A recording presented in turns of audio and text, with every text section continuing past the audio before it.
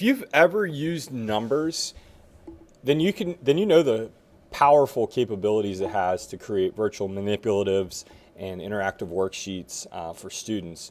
And it's very similar to Microsoft Excel and Google Sheets, but it does offer some capabilities that neither of those programs do have. I'm going to just show you one of the ways that you can use it to create a manipulative worksheet like right here, where you can have students move different blocks of information and categorize them. In order to do that, you can just go up here to the new. I'm working on the Mac, and you can do the same exact thing on an iPad. But what I did is I selected my whole entire spreadsheet right here. I have my controls over on the right-hand side, and I decided, you know what? I'm going to get rid of right here the table name. I'm going to get rid of the headers and the footers. And then the grid lines, I'm going to get rid of all of those. Now, if you don't like this outline right here, this is the table border, you can always choose right here and choose none. I'm just going to leave it. And for this particular interactive worksheet, what I liked doing is I liked color coding. So I just go to the cell tab right here, and I just changed the cell tab to gray across. And then I decided, you know what? We're going to do yellow to help distinguish where the blocks should go and where students should organize the text. Now you'll notice on this particular spreadsheet, I just put the different pieces of information that I was looking for. Right here where Y was in the middle of the word, it made a short I and a long I sound, and so I wanted to divide up the cell. So once again, all I did was just color code it, and I just did this. I just simply grabbed a group of text, or grab a group of cells, sorry, and then just did this in two key areas on my numbers spreadsheet. All right, next was the interactive part. One of the things that I love about numbers is that right here you can click on add a shape, and then you can click on a box, and then you could type in your content. Whoops.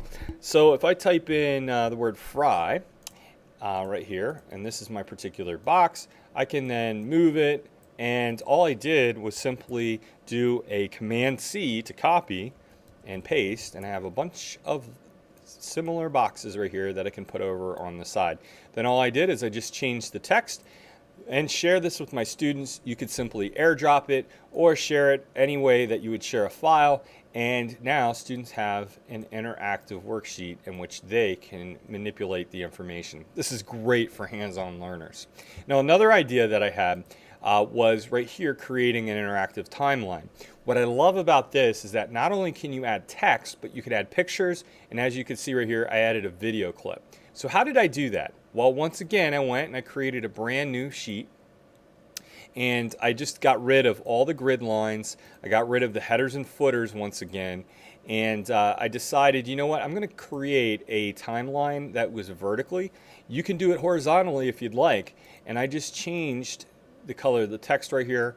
I shrank the column size, and I just added in my dates. So for example, if I wanted to do 1990, 2000, and 2010, I could do that. Now what I can do is I can reposition this text if I want. I can change the text color. I'm a little particular on how I like things, so I like it centered. So a lot of times I'll center in my text right here and position it in the center part of the cell. All right, so now next thing you can do is you can add in your different components right here. Here's an arrow. I could put in an arrow if I'd like, and the beauty is that I can make this arrow look a little bit different if I'd like, a little bit thicker, and type in text. So I could type in, I don't know, iPad invented. Okay. And then I can reposition this wherever it is that it's supposed to go. Next thing I can do too is I can add in media.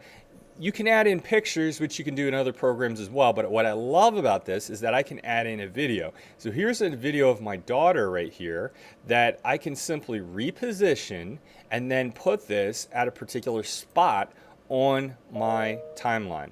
So I love this. And so what I can then do is I can just click right here, and I could have my daughter tell me a little bit about that event. So you could have students use their iPads, record themselves talking about an event, and create an interactive timeline right here that you could then share. This is just a great way of getting students to then go above and beyond just typing in text, but actually demonstrating what they're learning through the power of video and multimedia. You could even have students create an iMovie and then embed that iMovie right in here. So just a really great idea to use for an interactive timeline, and you can reposition it anywhere you'd like. There's so many more ideas. If you do, please share them. I'd love to hear more about how you might be using numbers and other Apple tools to create interactive learning environments for students.